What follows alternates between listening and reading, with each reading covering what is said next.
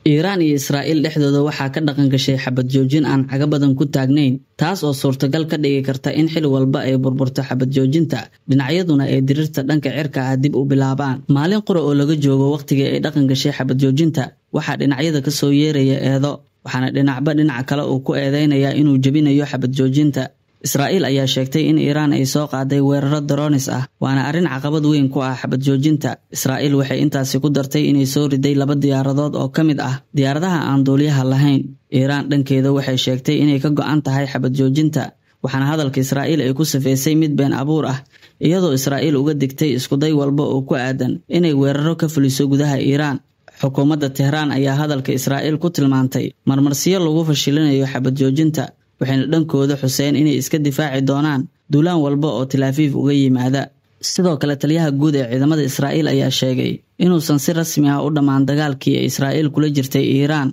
taa oo muujinaysa inaan weli la gaarin xal waara oo dhimbisha qaboojin karta xukuumadda Washington iyo Trump oo xabad joojinta dhaqan gashay ka shaqeeyay waxa ay mahadcelin ballaaran ka heleen Israa'iil waana arrin cadeynaysa in Tel Aviv ay dhex maquuranaysay xaalad adag kadib xabad joojinta Ra'iisul Wasaare Netanyahu ayaa Trump ku tilmaamay saaxiibkii ugu fiicnaa ee Israa'iil soo mara taariikhda wuxuuna mar uu goodinayay uu geysta kala hoosta ka xariiqay inay Iiraan weerari doonaan haddii ay dib u dhisto barnaamijkeeda nukliyeerka Trump ayaa isaguna ugu hanjabay Iiraan inaysan wax dib u dhis ah ku sameyn xarumaha nukliyeerka ee la weeraray talaabadaas oo uu ku sheegay inay ka dhalanayso cawaaqib xumo baahsan Trump ayaa sidoo kale dhinacyada ku adkeeyay in la tixgeliyo xabad joojinta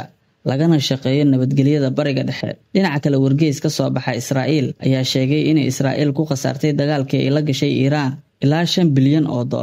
arrintan ayaa ku soo beegmaysa xilli Iiraan ay sheeganayso inay libin ka soo hoysay dagaalkii Israa'iil la gashay guddiga sare ee amniga Iiraan oo war-saxaafadeed soo saaray ayaa yiri waxaan ku guuleysanay dagaalka taasina waxay Israa'iil ku qasabtay inay isdhiibto oo ay joojiso weerarka ciidamadeenu ma aaminaan balanqaadka cadowga welina diyaar ayay u yihiin inay iska difaacaan haddii mar kale la soo weeraro sidoo kale telefishinka Iiraan ayaa laga baahiyay baaq ku socda dadweynaha dalkaasi oo lagu sheegayo dabaaldega guusha ay Iiraan ka gaartay dagaalka Israa'iil inuu ka dhacayo fagaaro ku yaala bartamaha Tehran haddaba maxay dunida ka yiraahdeen xabad joojinta aan cagaha badan ku taagnayn madaxweynaha Turkiga Erdogan oo ka hadlay xabad joojinta dagaalka Iiraan iyo Israa'iil ayaa tilmaamay inuu ku faraxsan yahay wuxuuna dhinacyadu ku booriyay inay u hoggaansamaan xabad joojinta sidoo kale war-saxaafadeed ka soo baxay aqalka Ruushka ee Kremlin-ka ayaa lagu soo dhaweeyay xabad joojinta dhaqan gashay ee Iiraan iyo Israa'iil wuxuuna xusay Ruushku in arrintan aysan waxba u dhimi doonin xiriirka Moscow iyo Tehran balse dhowaan la sii xoojinayo